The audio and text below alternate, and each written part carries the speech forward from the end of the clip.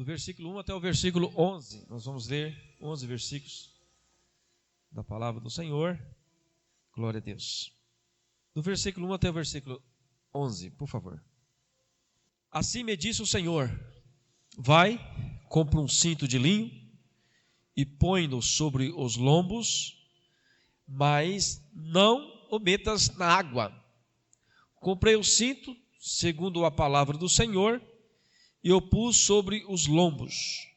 Então, pela segunda vez, me veio a palavra do Senhor, dizendo: toma o cinto que comprastes, que tem sobre os lombos, dispõe-te, vai a Eufrates, esconde ali na fenda de uma rocha.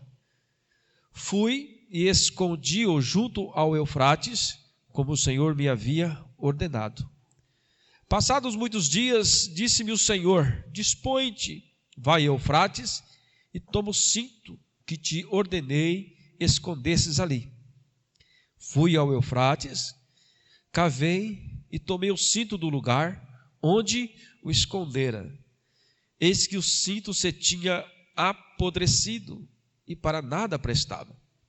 Então me veio a palavra do Senhor dizendo: assim diz o Senhor, deste modo farei também apodrecer a soberba de Judá e muita soberba de Jerusalém. Este povo maligno que se recusa a ouvir as minhas palavras, que caminha segundo a dureza do seu coração e andas após outros deuses para o servir e adorar, será tal como este cinto que para nada presta.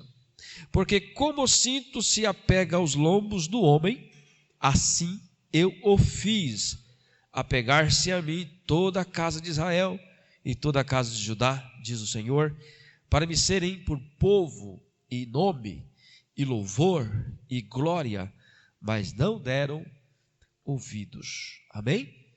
Pai, nós te agradecemos pela tua palavra, pedimos que o Senhor venha com o teu Espírito Santo neste momento, nos iluminar, para que nós possamos transmitir a palavra do Senhor, conforme a vontade do Senhor, em nome de Jesus. Amém. Nós estamos diante de um texto onde Jeremias, profeta Jeremias, recebeu uma ordem do Senhor para fazer algo um tanto inusitado aos nossos olhos, porque o Senhor pediria que Jeremias comprasse um cinto de linho, pediu para que Jeremias não lavasse esse cinto de linho, depois pediu para que Jeremias levasse esse cinto de linho em um lugar distante, numa fenda de uma rocha no rio Eufrates, e ali escondesse aquele cinto por alguns dias. A Bíblia não fala quantos dias foram, mas foram muitos dias. Depois deu outra ordem para Jeremias: Jeremias, vai novamente lá, pega o cinto de volta. E quando Jeremias vai ao lugar onde ele tinha colocado, a Bíblia diz que ele cavou, tirou para fora o cinto estava apodrecido, para nada servia. Simplesmente Deus, usando aqui uma alegoria, talvez alguns falam de uma parábola, demonstrando como Israel estava diante de Deus. O povo, como nós lemos do versículo 11, que diz assim: porque como o cinto se apega aos lombos do homem, assim eu fiz apegar a mim toda a casa de Israel e toda a casa de Judá. Quando Deus tirou aquele povo do Egito, a qual ficou ali escravizado por mais de 400 anos, ou 400 anos aproximadamente, Deus tirou com mãos fortes, Deus tirou com o poder aquele povo do Egito, com o propósito daquele povo adorar ao Senhor, de servir a Deus. Mas como nós vemos no decorrer da história, o povo de Israel, ele não serviu ao Senhor como deveria servir. O povo começou a adorar a outros deuses, os Balaíns, como diz a palavra. E por causa disso, Deus estava irado, entristecido.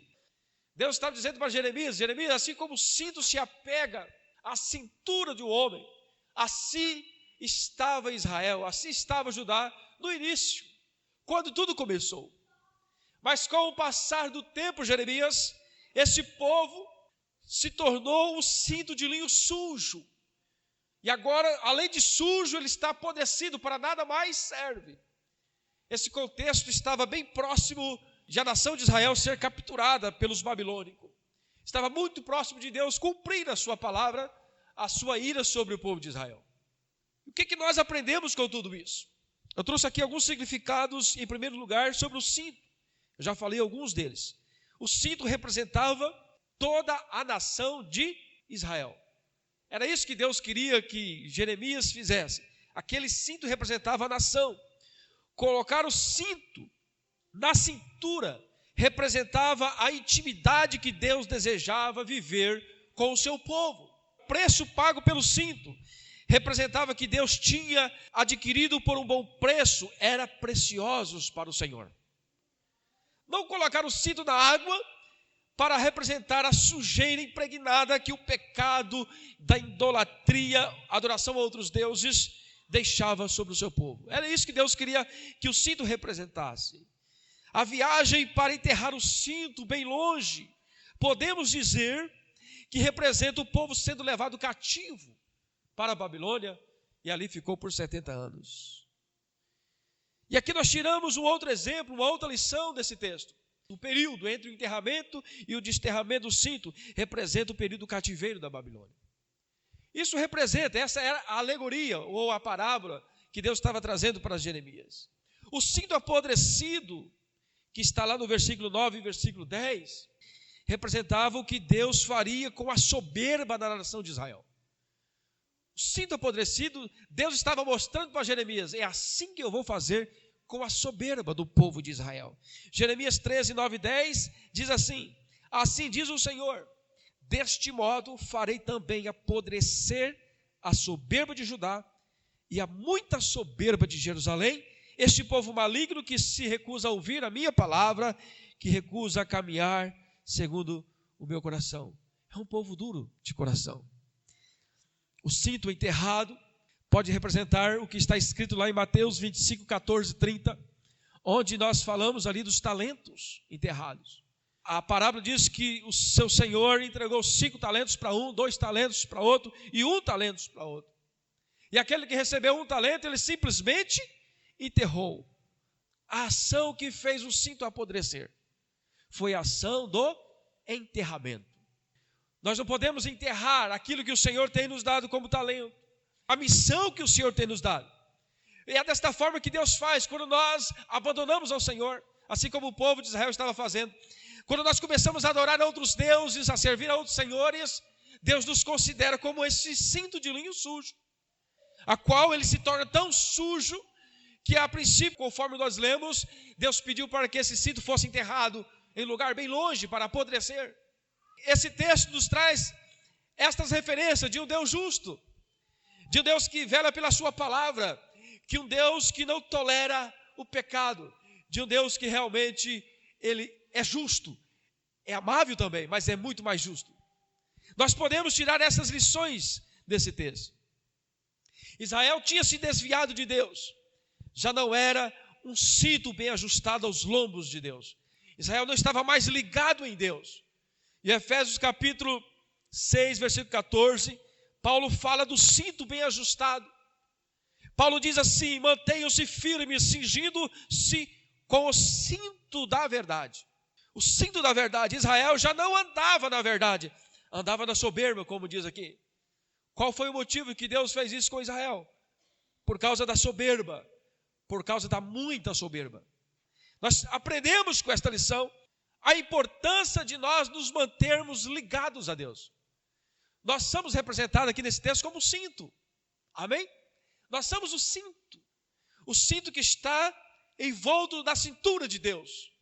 Porque é isso que o cinto representa, o povo de Israel. E nós aqui hoje somos esse cinto. Você hoje será comparado a este cinto de linho envolto na cintura. Mas o cinto daquela época era um cinto de linho. Era um cinto de linho bem ornamentado, era bonito. Representava intimidade com Deus. Amém, queridos? Eu quero tirar aqui 3 lições. A Bíblia diz que Deus mandou Jeremias comprar um cinto, não é isto? Deus não pediu para que Jeremias fabricasse um cinto ou pegasse um cinto emprestado, mas Deus pediu para que Jeremias comprasse um cinto. Olha só, o valor pago pelo cinto representa para nós hoje o valor que Cristo pagou por nós na cruz. Deus. E era isso que Deus queria trazer como memória para Jeremias. Jeremias, eu comprei esse povo. Eu trouxe esse povo da escravidão do Egito. Esse povo era meu no início, esse povo estava disposto a me adorar.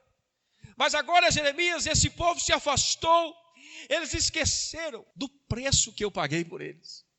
Querido irmão, querida irmã que está aqui nessa noite, talvez você e eu sejamos estas pessoas representadas aqui com esse cinto, que no início você tinha uma certa empolgação em servir ao Senhor.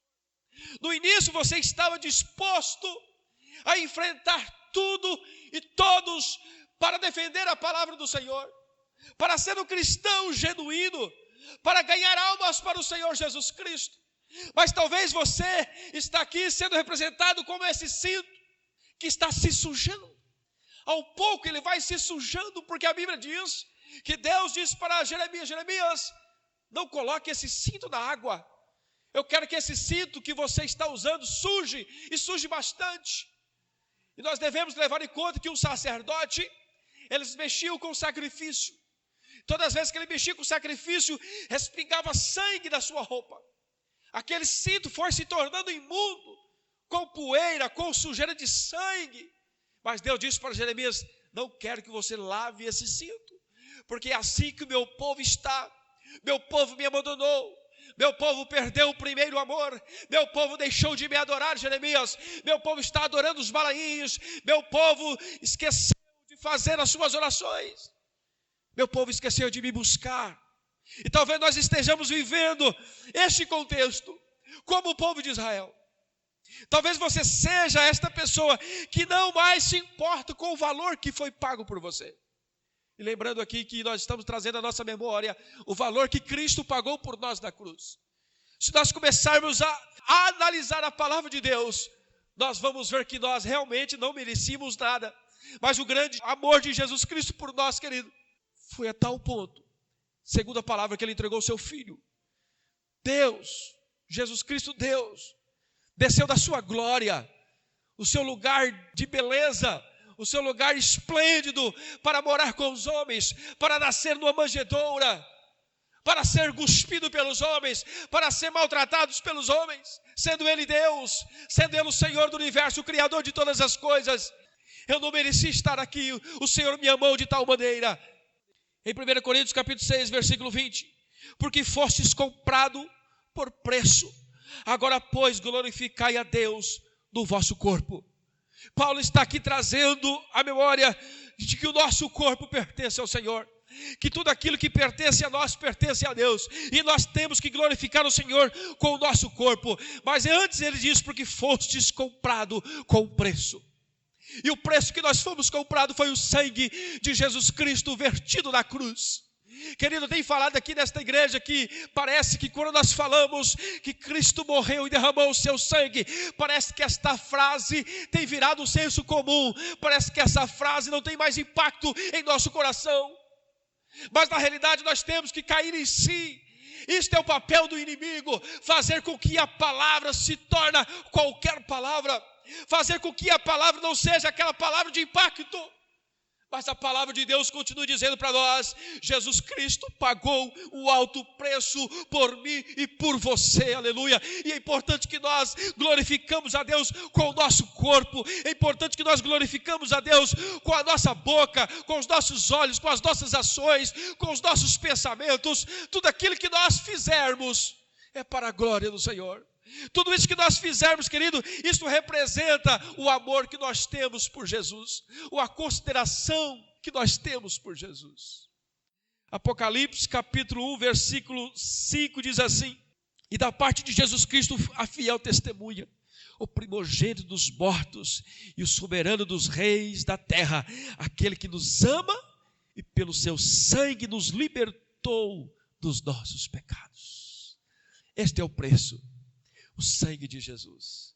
Pelo sangue de Jesus Cristo, eu e você estamos livres dos nossos pecados. Talvez você tenha pecado, talvez você tenha cometido um grande pecado na sua memória. Mas eu quero dizer para você nesta noite: o sangue de Jesus Cristo nos purifica de todo o pecado. Esse foi o preço que ele pagou, a representação da compra do cinto, o preço que foi pago pelo cinto. 1 Coríntios capítulo 7, versículo 23 diz assim: por preço foste comprado, não vos torneis escravo de homens. E quando nós nos desviamos da presença de Deus, quando nós deixamos de adorar o Senhor como o povo de Israel, aqui nós lemos, o povo deixou e Deus queria que o povo contemplasse isso através de uma parábola, através de uma alegoria, aquele cinto representava. Mas mesmo assim, mesmo Deus trazendo esta ilustração para Jeremias, mostrando o cinto apodrecido, o povo não voltou para Deus. O povo continuou obstinados. O povo continuou praticando seus pecados. O povo continuou adorando a Balaíns. O povo continuou fazendo as coisas injustas ao Senhor. E o resultado disso, foram escravos da Babilônia. Foram levados escravos. Porque não reconheceram em primeiro lugar o preço que o Senhor pagou por ele. O preço do resgate. O preço que foi pago para eles terem a liberdade. Qual o valor que nós hoje estamos dando para o preço que foi pago pelos nossos pecados? Qual é o sacrifício que nós fazemos? Será que estamos levando em consideração o preço que foi pago pelo nosso resgate? Será que nós temos consciência? O que é isso? Será que o Senhor, visto da sua parte e da minha parte, algo que realmente Ele possa dizer, não, aquele ali realmente me serve, aquele ali realmente me ama porque ele se esforça. Querido, o Senhor valoriza tanto a comunhão que Ele disponibilizou para nós, mas nós preferimos a amizade com o mundo. O cinto, ele representa isso, comunhão, intimidade, apertado, junto. E qual é a intimidade que nós temos com Deus? Em segundo lugar, queridos, o cinto apertado na cintura. Primeiro nós vemos aqui a simbologia do preço pago pelo cinto. Agora nós vamos ver o que representa o cinto apertado. O cinto apertado da cintura representa a maneira como Deus deseja relacionar conosco. A maneira como Deus deseja relacionar conosco. Bem próximo, bem juntinho, bem apertado. Esse é o desejo que Deus quer que nós façamos. Estar bem pertinho dEle. Se nós estivermos bem ajustados em Cristo, teremos paz. Isso diz Jeremias. Jeremias capítulo 29, versículo 11, nos diz assim: eu é que sei que pensamentos que tenho a vosso respeito, diz o Senhor, pensamentos de paz e não de mal. Pensamento de paz e não de mal, para vos dar o fim que desejais. Porque nós precisamos estar bem ajustados em Cristo. Se estivermos bem ajustados, em primeiro lugar, nós teremos paz. Não está tendo paz no seu coração? É a resposta do Senhor. O cinto apertado significa intimidade com o Senhor. E para que nós precisamos ter intimidade com o Senhor? Em primeiro lugar, para que nós tenhamos paz. Quando nós estamos em Deus, quando nós estamos andando segundo a vontade do Senhor, nós temos paz no nosso coração. É isso que diz o texto. Segundo, se estivermos bem ajustados em Cristo, não viveremos uma escassez de vida, mas nós teremos abundância de vida. Olha o que diz a palavra do Senhor. João capítulo 10, versículo 10, a parte B. Eu vim para que tenham vida, e tenham vida em abundância. Aleluia. Está vendo a importância de você estar ajustado? Está vendo a importância desse cinto que é você? Estar na cintura do Senhor, estar junto com o Senhor. Para quê? Para você ter vida com abundância, para você ter paz, para você ter comunhão com o Senhor, para você andar tranquilo na rua, para você andar de cabeça erguida dizendo, só o Senhor é Deus, aleluia. As coisas vão melhorar, tudo vai passar porque o meu Deus está vivo. O meu Deus é aquele que me garante paz no meu coração. Tudo isso acontece conosco quando nós temos a certeza de que existe um Deus que trabalha por aqueles que nele esperam. O Senhor trabalha por aquele que nele espera.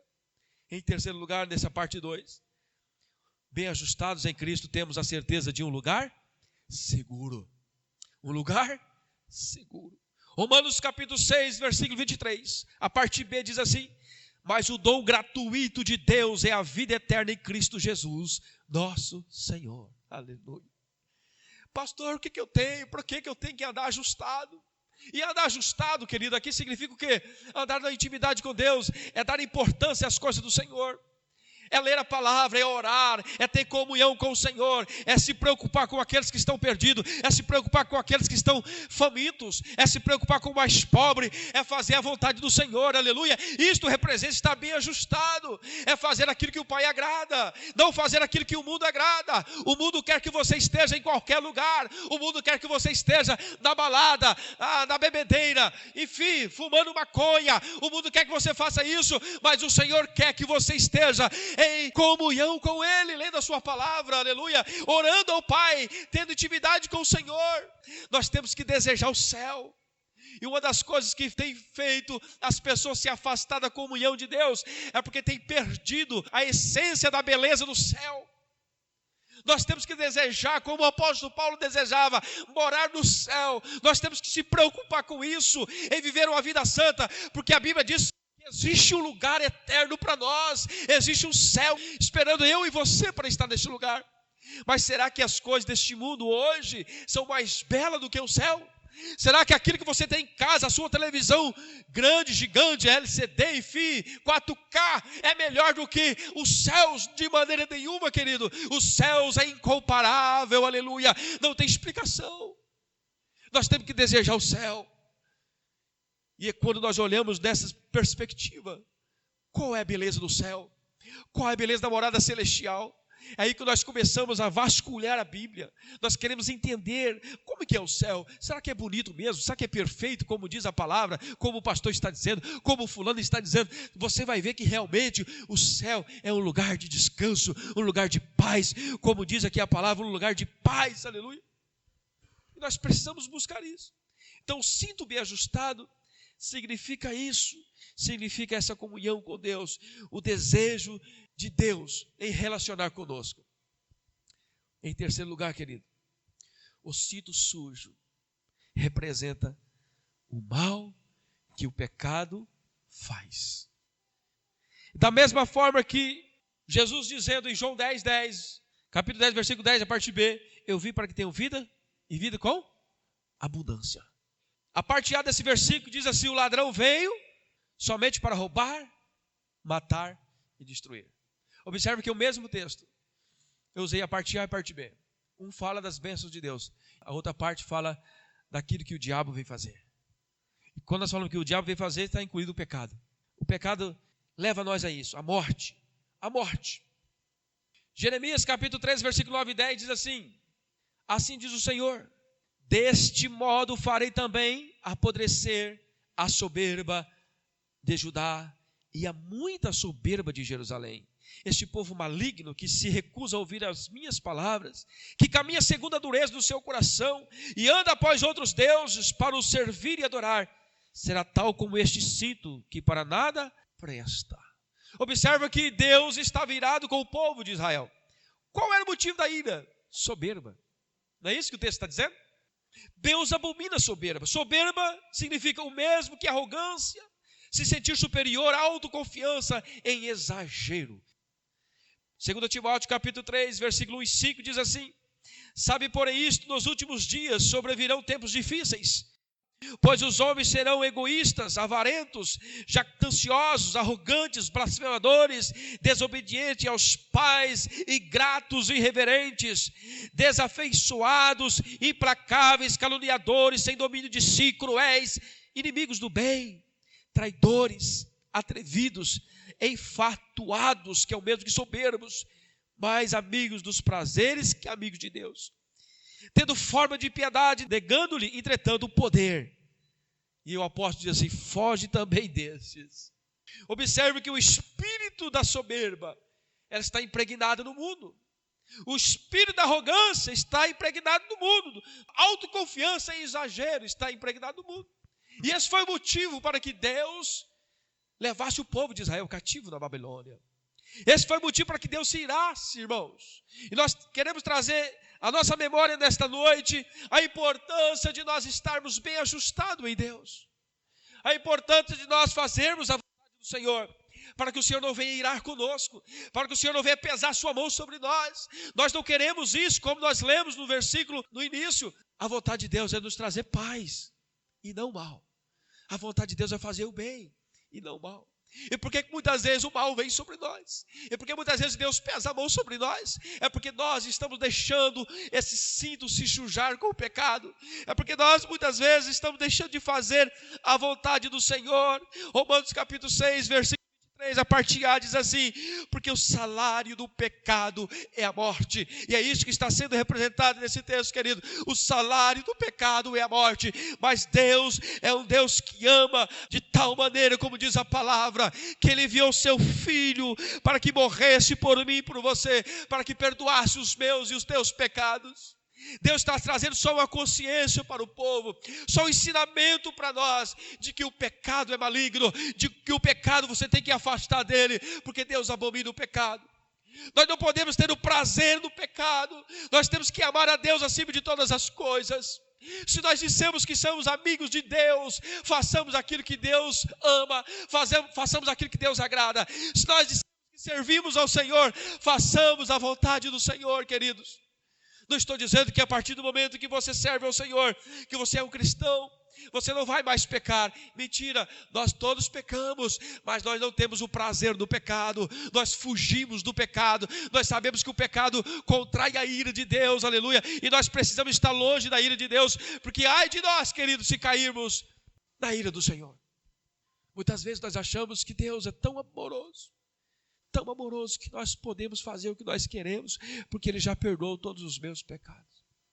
Querido, eu costumo dizer que isso é falta de entendimento da palavra, ou melhor, falta de amor ao Senhor. Se eu sei que o meu Jesus morreu na cruz, derramou o seu sangue para pagar os meus pecados, por que eu vou ter prazer de pecar? É como se eu estivesse trazendo Ele novamente à cruz. Eu tenho que ter nojo do pecado.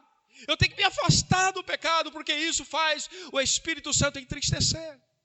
O Espírito Santo se entristece quando eu não reconheço o sacrifício de Jesus, quando eu não reconheço o preço que foi pago. O preço que foi pago foi sangue derramado na cruz. E a vontade de Deus, então, é que nós estejamos ajustados nele, como um cinto que você usa, como um cinto que o sacerdote usava, um cinto limpo, como estava no início, sem sujeira. Observe o que fez Deus levar o povo cativo. Foi a soberba, o pecado da idolatria.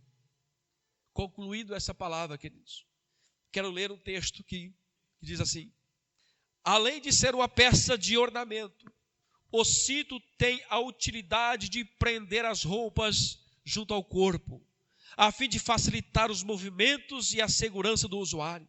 Por isso se chama cinto, pois é preso à cintura. Nesse texto, esses detalhes é mencionado 3 vezes para enfatizar a beleza e a intimidade da relação entre o Senhor e o seu povo. Intimidade essa que foi violada pela busca desenfreada por Judá dos ídolos assírios, aqui simbolizada pelo rio Eufrates.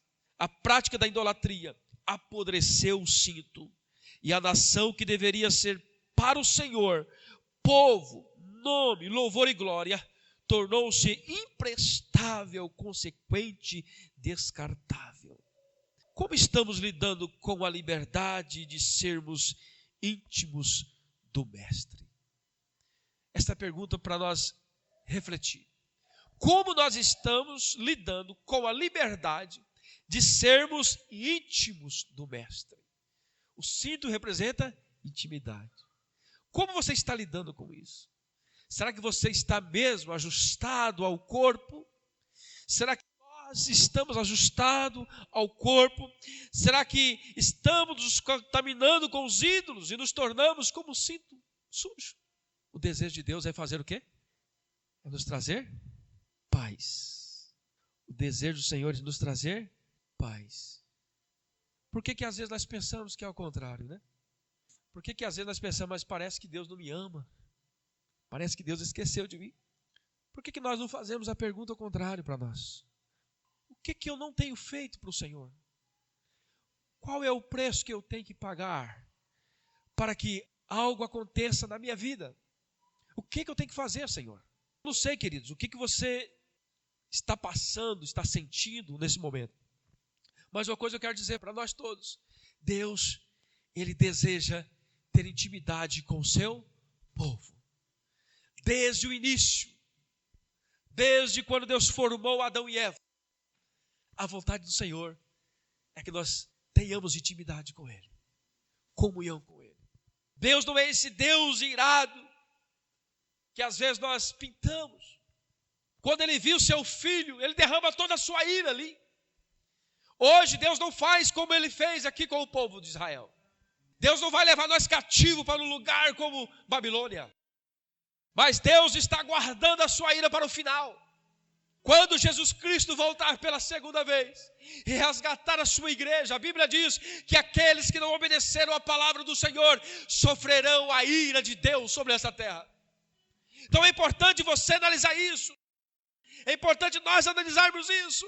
Talvez você esteja pensando, mas pastor, eu já fiz isso, fiz aquilo de errado e nada aconteceu comigo, parece que está tudo normal. Quer dizer uma coisa para você, isto é a misericórdia de Deus sobre as nossas vidas. Mas chegará um dia, querido, quando o juízo de Deus descer sobre essa terra, a Bíblia diz, não ficará nem raiz nem ramos, Deus trará sua ira sobre essa terra. E eu não quero que você seja um desses que experimente da ira de Deus, mas eu quero que você experimente da glória de Deus, aleluia, da bondade do Deus Todo-Poderoso, da misericórdia do Senhor. Eu quero que você, quando as trombetas tocarem, você esteja preparado para subir, aleluia, porque você se esforçou, aleluia, para ser santo nesta terra. Talvez hoje o Senhor não traz esta ira mais, lógico, Ele está dando a oportunidade, Ele está jogando o seu laço de misericórdia, e talvez por causa disso, você está entendendo errado, não, é mentira do pastor, eu posso fazer o que eu quero, não me acontece nada, não, mas no final vai acontecer, no juízo final vai acontecer, e a palavra do Senhor é muito clara em dizer isso, querido, e nesta noite Deus nos está trazendo este alerta. Filhos e filhas, se ajude a mim. Seja esse cinto que ornamenta, aleluia. Seja esse cinto linho de branco puro. Não manche o seu cinto. Não manche o seu cinto com o pecado. Mas aproxime-se de mim, porque eu tenho para você paz. Eu tenho para você prosperidade. Eu tenho para você uma morada eterna. Eu tenho para você aquilo que os teus olhos nunca viram, nunca passou no seu pensamento. Aquilo que eu tenho para você. É isso que você tem que analisar. Porque às vezes nós pregando assim, surgem esses pensamentos. Por isso que a Bíblia fala que os planos de Deus é nos trazer paz e não mal. Os planos dele é de fazer o bem. Vamos ficar de pé.